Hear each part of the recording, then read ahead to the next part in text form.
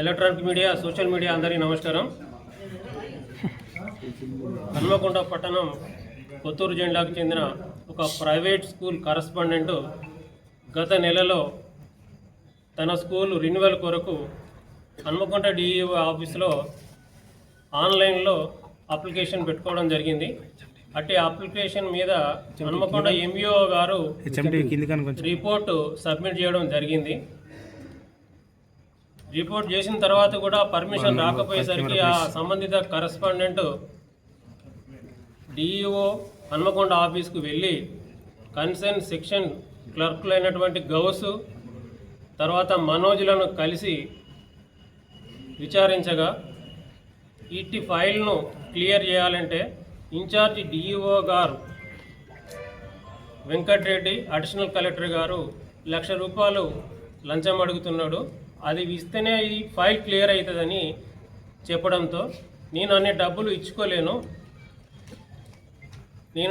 నేను incharge DEO collector గారి దగ్గరికి అడిషనల్ కలెక్టర్ గారి దగ్గరికి వచ్చి మేము మాట్లాడతా అని చెప్పి తెల్లారి వెంకటరెడ్డి అడిషనల్ కలెక్టర్ గారి దగ్గరికి వచ్చి, సార్ ఇట్లా నా స్కూల్ రెన్యువల్ గురించి ₹1,00,000 డబ్బులు అడుగుతున్నారు, మీరు చెప్తే ఏమైనా తగ్గుతుందేమో కాస్త చెప్పండి సార్ అని చెప్పి వెంకటరెడ్డి గారిని కోరడం జరిగింది.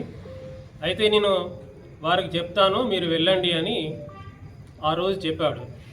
కానీ మళ్ళీ 2 డేస్ వరకు కూడా ఎలాంటి ఫోన్ కానీ పర్మిషన్ కానీ రాకపోవడంతో మళ్ళీ ఇన్ఛార్జ్ డిఈఓ అడిషనల్ కలెక్టర్ గారు అయిన వెంకటరెడ్డి గారి దగ్గరికి వచ్చి మళ్ళీ సార్ ఇట్లా ఫైల్ ఇంతవరకు క్లియర్ కాలేదు అని అడగగా అక్కడ గౌస్ కన్సర్న్ సెక్షన్ అతను కూడా అక్కడే ఉన్నాడు.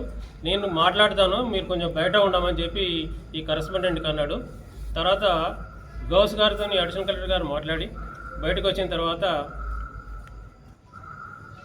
₹60,000 సారు ఒప్పుకున్నాడు, మీరు ₹60,000 ఇవ్వాలి అని చెప్పాడు.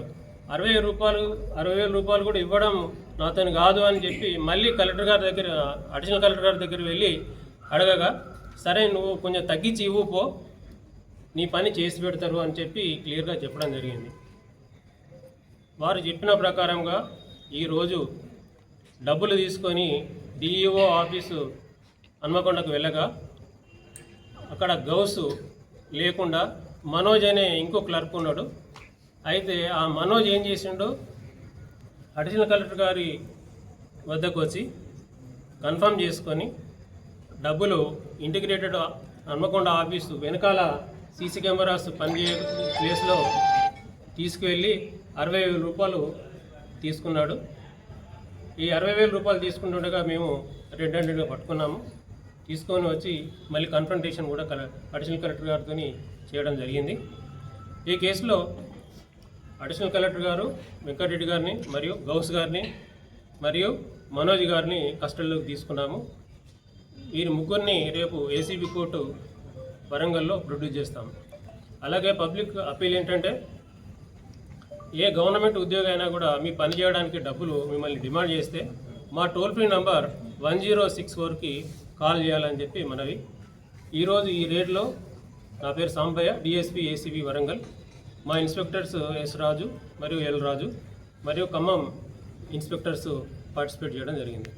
సార్ గతంలో కూడా ఆయన పర్కల్ ఆర్డీఓ చేసినప్పుడు అనేక ఆరోపణలు వచ్చాయి. అటువంటి దాని మీద ఆస్తులపైన విచారణ చేపట్టే అవకాశం ఉంది. అడిషనల్ కలెక్టర్ గారు మీద ఆదాయానికి మించిన ఆస్తుల కేసు